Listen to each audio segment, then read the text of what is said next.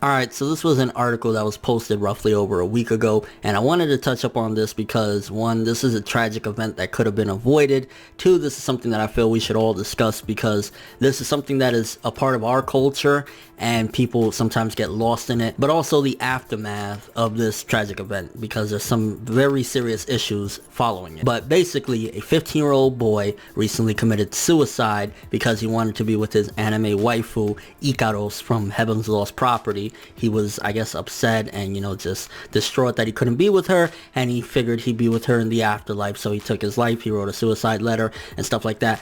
One of the things I think we all need to agree on is that no matter how much we love anime, no matter how much we love manga, we love these characters, we get really into these worlds, they help to take our minds off of real world problems and issues that we all have. We can all agree that we realize this is fiction. Some people, they don't understand that. Some people, they can't grasp that, and when they do have it face to face with them, they can't accept it. And I think that's one of the things where, even though, we'll joke a lot of the times, like, Hinata's a great woman and stuff like that, but ultimately a lot of people need to come to terms with the fact that even though we joke about this, even though we love these characters, they're not real, and no matter what, we won't be with them because they're fiction. They're pieces that are written out of people's imaginations, and that's that. We love them, we feel really passionate about it, but that's as far as it's supposed to go. Well, with this kid, he, I guess, couldn't really grasp that, and he couldn't accept it, that he could never be with her. He wrote, a suicide letter, and his parents found it and stuff like that because he was really, I guess, obsessed with this character and had these strong feelings and couldn't accept that he couldn't be with her because she wasn't real. And it's a shitty situation because people like this kid, we don't really know exactly his story, his life story, whatever, but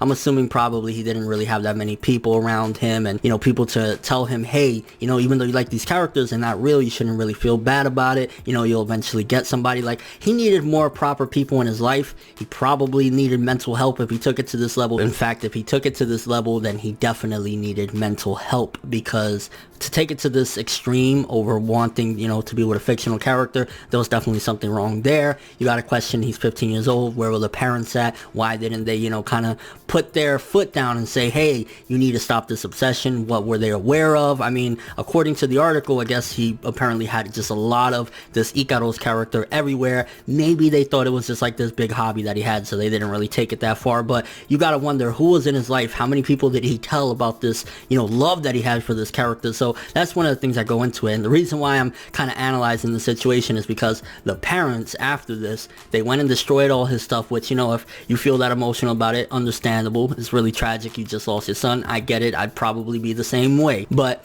they took it a step further and they are demanding a ban on anime because of what happened to their kid. That's where it's like, because it's not the anime that did it to the kid. At the end of the day, first of all, he's 15 years old. He's already at that point mentally where he should be able to deduce what's fiction and what's not. And if he wasn't at that level, you guys as parents should have seen that, should have caught wind of that, and got him the help that he needed so that he could come to terms with the fact that that character's not real. He'll never be with that character. And the fact that they're taking it to that point, that's when it's upsetting, because that's when it goes from a tragedy to just something completely else. Because these parents, they need to look at the situation and think, we were the parents. It's not the anime's fault. At the end of the day, this is a product distributed so that people can watch and enjoy. That's as far as it's supposed to go. You can love it, you can have, really passion about it or whatever, but that's as far as it's supposed to go. So it's your job as parents to make sure that it doesn't go to this level. You're supposed to sit your kid down at night and ask him how his day was, what's on his mind, look and see what's going on with him, not expect TV or entertainment in general to raise your child. So that's where I get to the point where I'm like, okay, I feel sympathy because I understand the upset and frustration they're feeling over losing their child. What I don't accept and what I don't agree with is the fact that you're blaming the entertainment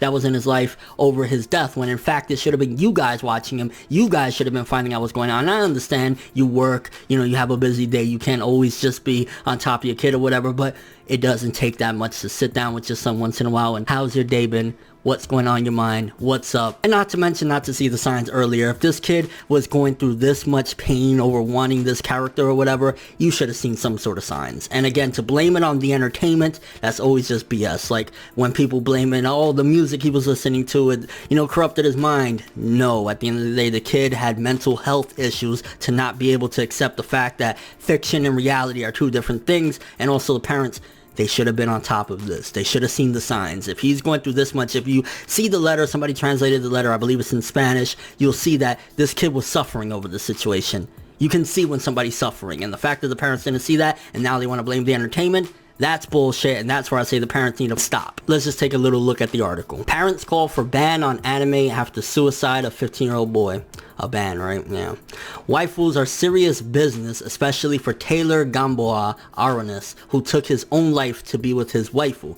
Taylor's waifu was Ikaros from Heaven's Lost Property and took his love for the Angeloid very seriously, owning shirts, posters, and a doll of Ikaros, and he even wrote her letters. But in his last letter, he claimed he would die to meet Ikaros on the other side. After asking God's forgiveness, he hung himself in his room, only to be found dead by his parents at 5 a.m. Since his death, his parents have burned his Ikaros-related goods and called for the censorship of anime and manga because its alleged ability to destroy lives by inciting sex and morbid actions. Hold on. So on top of they wanting just a ban, they saying that it is inciting sex and all these horrible things or whatever. If you knew your kid was watching this shit, which you should be knowing that he's 15 years old, he's still under 18 years old, you still should be having an eye on what your kid is doing, and you allowed that, once again, that's bad parenting. That's your fault. And if you wasn't aware, then you wasn't doing your job as a parent, watching over what your 15-year-old son was doing. So once again, that's your fault. That's not the entertainment, that's not the music, that's not the goods, that's not anybody's fault, but the parents should have been on top of it, getting him help that he needed. And I know I seem a little bit worked up, but I really don't like when it's a tragic event. This is sad as fuck. This is a 15-year-old kid. He could have had an amazing life and shit like that, and they got cut short because he had mental health issues and couldn't deal with fiction and reality. And the parents, instead of blaming themselves or realizing this is a shitty situation, we need to deal with it the best way we can, they want to point the fingers at everyone else. No, how about you point the fingers at yourselves? Should have been on top of the kid, should have got him help, should have been around him more often, sat down with the kid, went to the root of the problem,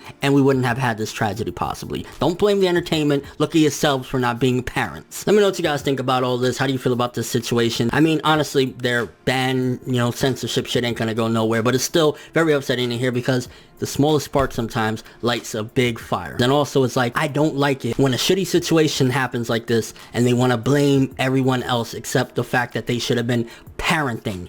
They should have had parental control over what the kid was doing, especially if they didn't agree with the content that was being presented in front of him. And your overall thoughts of this? It's a shitty situation and the parents aren't making it any better. But thanks for watching. I'm ForneverWorld, and as always, people, have an awesome day.